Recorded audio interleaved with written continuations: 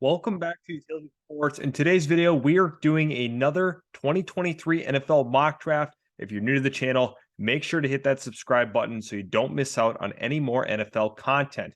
Now, starting off with number one, we have the Houston Texans. And looking at the Houston Texans, this team is on the right path given their wins and losses. Looking at the record, it doesn't look great. However, we are starting to see some steps towards improvement, especially defensively. Now, what is a major need for them is the quarterback position. I don't think that is a secret.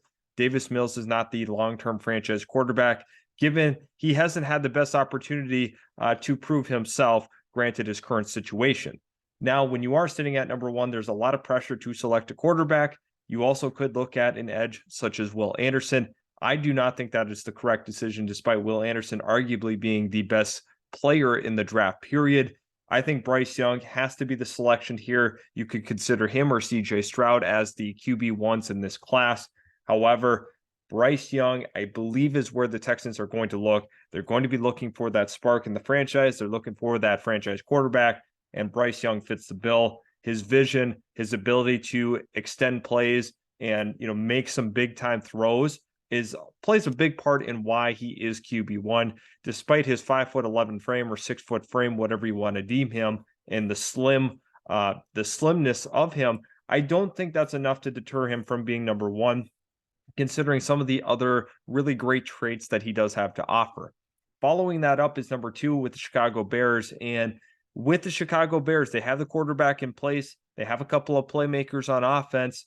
But I think where there lacks some talent is on the defensive side of the ball. They were definitely looking to tear it down a little bit under Ryan Poles. And I think you can revitalize this defense a little bit by getting a game-changing edge in Will Anderson Jr. Not only is he an elite pass rusher, he's also an elite run defender. This is one of those generational defensive players that you have coming in who has had a ton of success at the collegiate level in terms of production. He also has the physical traits to match it. All inclusive, when you look at what he is as a player, he's a guy that you want on your football team, and Chicago would be very wise to select him here at number two. Following that up at number three is the Seattle Seahawks, a team that is definitely on the right track in terms of contention. Now, I think a place that they're lacking is on the interior, looking for a game-changing defensive interior pass rusher, and that is Jalen Carter. When you look at his sheer size and presence on the defensive line, it is pretty much unmatched. He has really, really good traits. Once again, he moves so well for his size and is a total game changer at the defensive tackle position, which is very valuable when you're able to generate pressure up the middle. And Seattle is lacking a little bit in that department. And you can get a total game changer in Jalen Carter here at number three. At number four is a tough decision that the Arizona Cardinals are going to have to face, in my opinion. You could look at the cornerback position. You also could look on the interior once again. Brian Brzee has proven himself to be a really, really good defensive tackle. And I think that is another place where Arizona needs to improve. This defense has had its ups and downs so far this season. You've seen some of the potential flash with what they can be. However, I think a little more consistency from that D-tackle position would go a long ways. And Brian Brzee, a guy that is super relentless, has a good motor, a player that is looking to, really wreak havoc up in that middle. Really, really great run defender. Brian Brzee would work wonders for the interior of that defensive line of the Cardinals. Following that up is the Detroit Lions. And the Detroit Lions here, they are right on the doorsteps of the potential postseason. And I think something that they definitely could use is another edge rusher. I know with where they're at, it makes sense. Now, when you have Aiden Hutchinson, people might say the Lions just drafted one last year, but getting another edge presence that could be super productive at the next level, and Miles Murphy, to me, is a great step in the right direction, continuing to improve upon this defense. This offense is sitting in a really good spot. Ben Johnson has put together some great game plans throughout the course of the season. Jared Goff is making the throws that he needs to make, and who knows really what the future can be at the quarterback position there. But when they're at the current position that they're at, they could potentially make the postseason. I think adding to this defense and making that a much more formidable unit is something that could really propel them into actual true contention. And I think Myles Murphy is a great start for the Detroit Lions. This guy is a game breaker once again. There's a lot of these in the class, and especially at the pass rushing spot, looking at an edge, Detroit could definitely use another one in the mix. You can never have enough really good pass rushers, and Detroit would be stacking upon what they currently have. So at number 5 is Myles Murphy. At number 6, we have the Indianapolis Colts, and I think it is no secret that Matt Ryan is not the future of the franchise, neither is Sam Ehlinger. Therefore, they are looking at their potential options. Now, CJ Stroud is the forgotten man all of a sudden in this draft, slides all the way to 6. Super accurate quarterback. He's a smart QB that makes a lot of plays. And the big thing is he does not hurt his team with a ton of turnovers. That is not his style. He's not going to hurt the Colts in a lot of ways. He's going to make the big throws. He's going to limit the damage on turnovers because he's a smart quarterback. He's an accurate quarterback, just not a super athletic quarterback. That is one of the things that is a minus on him. Given some people believe he's super athletic, but if you actually watch the tape, he is just not that kind of guy. Now, the following pick is the Atlanta Falcons. The Atlanta Falcons are faced with a tough decision as well. You have a quarterback like Will Levis sitting on the board. Do you go ahead and take him and cut your losses with the Desmond Ridder pick? Do you want to roll into next year with Desmond Ridder as your starting quarterback? Those are some key questions that the Atlanta front office has to face. And I think the answer is they roll with Ridder one more year, and they are going to continue to try to build up this defense. I think edge is a good spot for them here. Tyree Wilson is going to be my pick. Really, really good, strong lower half. He's a true people mover along that defensive line. Great against the run, but he's not a super freak athlete. However, he's just a good player in general, is in the right spots, hits the right gap. There's so much to love about Tyree Wilson and his versatility potentially along that defensive line with that good, strong frame. You can move him all over the place. At number 8, we have the Carolina Panthers. The Carolina Panthers are in a particular position with the QB spot. And I think Will Levis is going to be going here at number 8. Carolina has been seeking that franchise quarterback. Will Levis definitely has some accuracy concerns and a little bit of turnover issues. However, I think when you look at his actual arm strength, it is top tier. This guy can really zip the football. He's a very, very good athlete as well. That is some of the culminations of guys that we've seen had success at the next level. Justin Herbert, Josh Allen, the guys with the big arms, however, they might not be the most polished heading into the draft, definitely offer some big upside. That in this situation is Will Levis. At number 9, we got Philadelphia Eagles. Philadelphia Eagles, I think when you look holistically at what they could potentially need, they're probably the most well-rounded team in the league. Let's be honest with ourselves. They have a lot of playmakers everywhere. And I think where you could potentially get a little nervous in the future is about, the aging pass rushers. Jared Verse is a good prospect here. Really good pass rusher, should translate to the next level. And I think when Philadelphia is trying to plan for the future, plan for, no drop off, working a guy like Jared Verse, who has some high upside, could definitely make a lot of sense. He knows how to get after the quarterback and hold contain. He's a smart edge, and this is the kind of player that Howie Roseman will very, very well could be looking for. At number 10, we have the Green Bay Packers. Green Bay Packers, I think, will potentially seek out another wide receiver. A lot of things are going to transpire in the next couple of months in Green Bay, but I think that doesn't really change the fact that they would be looking wide receiver. Jordan Addison from USC, the former Pitt Panther, transfers to USC, has a terrific year with Caleb Williams, and he is a top 10 selection in this mock draft. Under the assumption, maybe Jordan loves the QB next year, you go ahead and give him Christian Watson and Jordan Addison as your 1-2. I think that is a very formidable wide receiver group. Jordan Addison knows how to make plays, knows how to get open for his quarterback, can run a lot of the route tree to its entirety. And I think at number 10, Green Bay's got a good one. Following that up is the Las Vegas Raiders. Las Vegas Raiders are in a position here where they need to improve upon that offensive line. And what better guy to go with than Peter Skoronski? Now, there are some questions about the QB spot there in Vegas. However, I think that, it's very possible Derek Carr sticks it out another year. And they definitely had some issues this year with that O-line. Peter Skoronski is a top-tier pass-protecting offensive lineman. And I think that was the same case, when you looked at the film from Rashad Slater. Follow that up with another Northwestern tackle in Skoronski, and the same remains true. Light on his feet, good athlete, and knows how to compete with some of those quick edges. At number 12, we have the Jacksonville Jaguars. And Jacksonville here, I think, has to look themselves in the mirror and realize that they are a wide receiver away from really being, real playoff contenders potentially. I shouldn't even say contenders, just being in that mix. They are currently.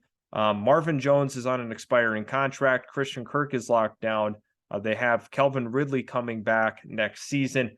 And what are they missing out of that? They're looking for a big physical wide receiver. Quentin Johnston burst onto the scene this season, 6'4" product, knows how to high point the football, knows how to be a red zone threat. Quentin Johnston could really add a different element to this offense that they currently don't have. A big-bodied wide receiver that could make athletic catches above the rim. And at number 12, that's where he belongs.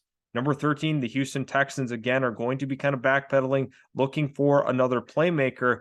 And there's a playmaker that does not get enough love, and that's Jackson Smith-Njigba. Had he been healthy this year, very well could have been a top 10 selection. A lot of people before the year were mocking him as high as number 5 or number 4. We think back to some of his performances last year. This guy was absolutely unstoppable. The thing that's a little concerning to teams is he's mainly a slot wide receiver. However, he is a true playmaker, a guy that's done it consistently when he has played. He's an ultimate matchup nightmare in the slot there, and the Houston Texans would be getting a premier wide receiver.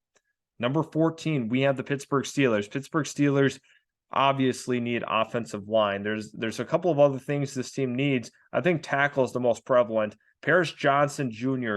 is an absolute dog in the trenches. He is going to bring a level of physicality to this football team that they've needed up front to reestablish that identity. We've seen that in years past with the Steelers. Having good offensive linemen, guys that are nasty up front, is the true difference maker, in my opinion. This will open up things for Najee Harris.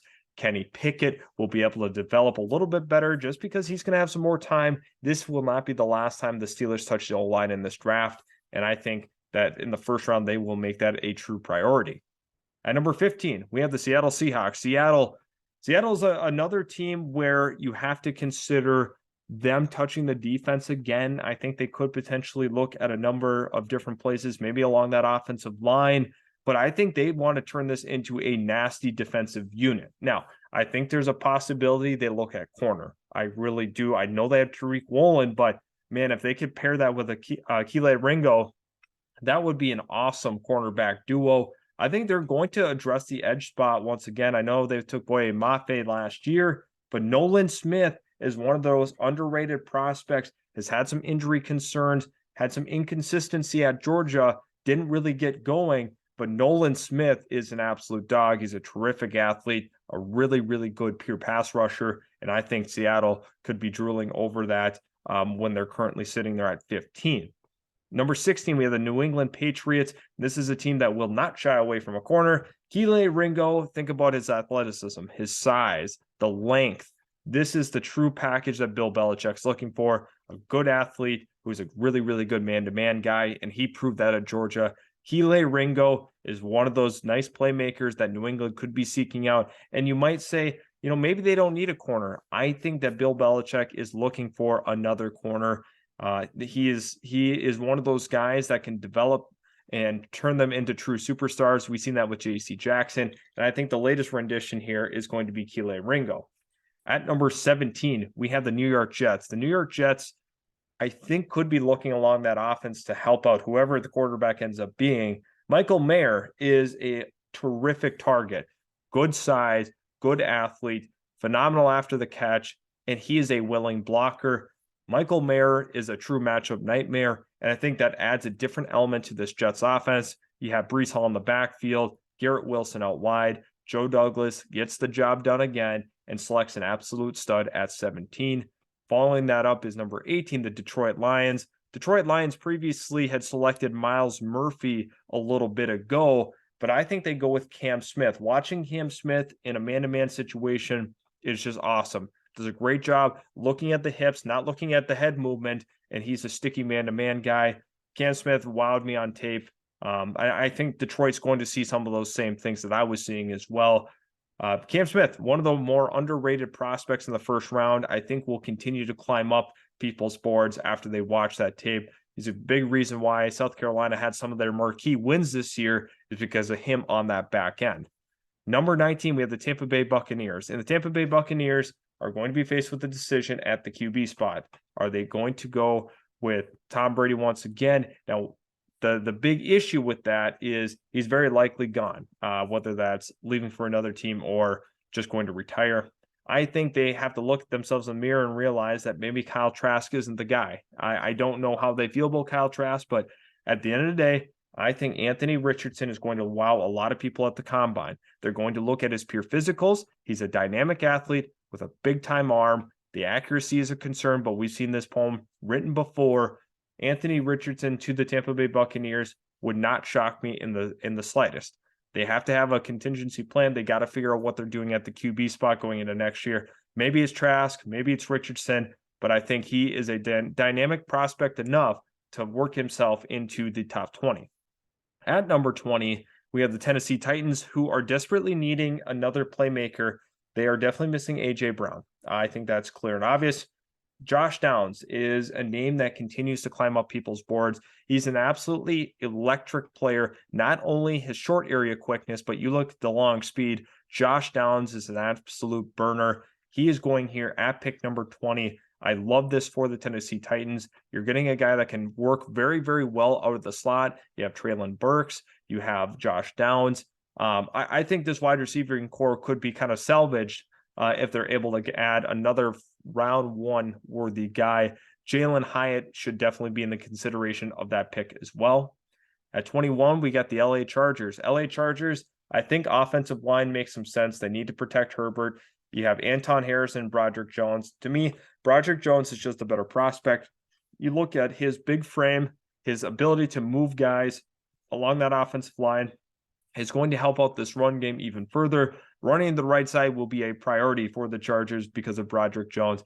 This guy knows how to run block. It's impressive. He's a pass protector as well. Don't get that twisted, but the real strength for Broderick Jones is he can run over guys and create running lanes. 22 is the Giants, and the New York Giants here are faced with another difficult decision. However, I think there's a player that I don't think PFF is giving enough love to. That's Jalen Hyatt, another absolute burner, a guy that has a knack for scoring touchdowns. We saw that at Tennessee this year. He completely transformed what this offense was under Josh Heupel. I think that Jalen Hyatt is a first-round level guy in terms of what we've seen on tape, what he's going to test at the combine. It's a culmination of a lot of things that make him a first-round worthy level player. And the New York Giants could be adding a dynamic athlete who can make huge, huge plays with the ball in his hands. At number 23, we got the Commanders, and the Commanders here are looking at a cornerback. I think when you look at this defense, there's a lot to love about it, but at the corner spot, there can be some improvement. Brian Branch is a really, really good athlete, and I think he could be one of those missing pieces to this defense. Once again, a man-to-man guy, and he's going to fit in well with what the Commanders are looking for. Good athlete, long, and can make some plays on the football. 24 is the Baltimore Ravens, and I think the Ravens are in another position here where they could look at the corner spot. I really do believe that. I think they could add to this defense. Christian Gonzalez is a name I thought about quite a bit, but Jalen Jones is one of those guys that kind of fits the Baltimore identity in terms of his toughness, his willingness to tackle, and I think that's exactly what the Ravens would be looking for. At 25, we got the Denver Broncos, and the Broncos here are in a position where their defense is terrific, offense is lacking. Anton Harrison is the true plug-and-play guy along this offensive line. You can have him play tackle, you can have him play guard. I think he translates to being a tackle at the next level. However, there's some optionality where he could be a terrific guard if need be. Denver's got to figure it out offensively. Once they're able to get Javonte Williams back, hopefully Russell Wilson is able to kind of figure out some things. It really depends on a lot of different things that shake out this offseason. 26 is Cincinnati Bengals, and the Cincinnati Bengals, they're kind of tough to project in my opinion at this juncture. I'm not exactly sure what they're going to do at this point, but I think Trent Simpson from Clemson could make an interesting case here. because I know the Bengals have selected a number of linebackers in the draft. You think about Davis Gaither, you think about Logan Wilson, but I think Trent Simpson offers a high upside in terms of his actual athleticism. When you're contending with the true contenders in the AFC, you think about athletic quarterbacks, and that's what Trent Simpson can do. He can be that sideline to sideline linebacker. Logan Wilson's been really, really good in his time for the Bengals. However, adding a guy like Trent Simpson, a dynamic athlete, to that second level of the linebacking unit is dangerous. 27, we got the Dallas Cowboys. Dallas Cowboys here, I mean, overall, this is a pretty complete roster for the most part. There's a lot of things that you can like about it, but I think at the safety spot, there is some room for improvement here. Antonio Johnson, rangy safety, guy that is a willing tackler and also has some pretty good ball skills at number 27. Could make some sense for Dallas. Already have a terrific defense. However, in that secondary, I think you can make a little improvement there. At 28, we have the Kansas City Chiefs. Kansas City Chiefs are in a position where they're a pretty good roster, holistically speaking. But I also think that at the linebacker spot, you could consider it. However, they got some playmakers. So once again, you have to look at the offensive line as well. I mean, you could look at the tackle spot. Blake Freeland could be an option. You could look at the interior of the offensive line as well. It's tough. I don't know exactly the route that they would be considering here, but I'm gonna go on a whim here. I'm gonna go with Bijan Robinson. Now, I know a lot of people are gonna say they've had a committee of running backs, but at the end of the day, Bijan Robinson is an absolute game changer in the backfield. I've liked what they've done with Pacheco, Jerick McKinnon, CEH. I understand that, but Robinson is a top 10 level talent in this class that has fallen all the way to 28. They pick up the 5th-year option on him, and he is going to be an explosive running back for the Chiefs. 29 is the Minnesota Vikings, and there's only one position at the current moment that really comes to my mind that I want to jump to immediately, and that's corner.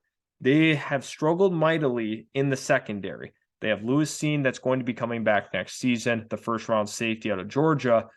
They have Andrew Booth, cornerback from Clemson that they had drafted in the 2nd round. So once again, they prioritized it, but I think they have to go to the well one more time with it. They have Cam Dantzler, Patrick Peterson. This is a unit that needs some help. Joey Porter Jr., the physical man-to-man guy who's an elite press player. Off coverage, I think there are some concerns. So once again, they're going to have to change a little bit of their philosophical outlook on the defense, in my opinion, to make this all work.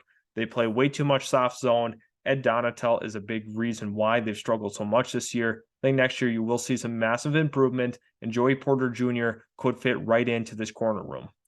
At number 30, we have the Buffalo Bills, and Buffalo probably a little upset that Bijan Robinson goes a little bit before them, but Osiris Torrance has elite traits as a guard. You look at how big he is and his ability to move.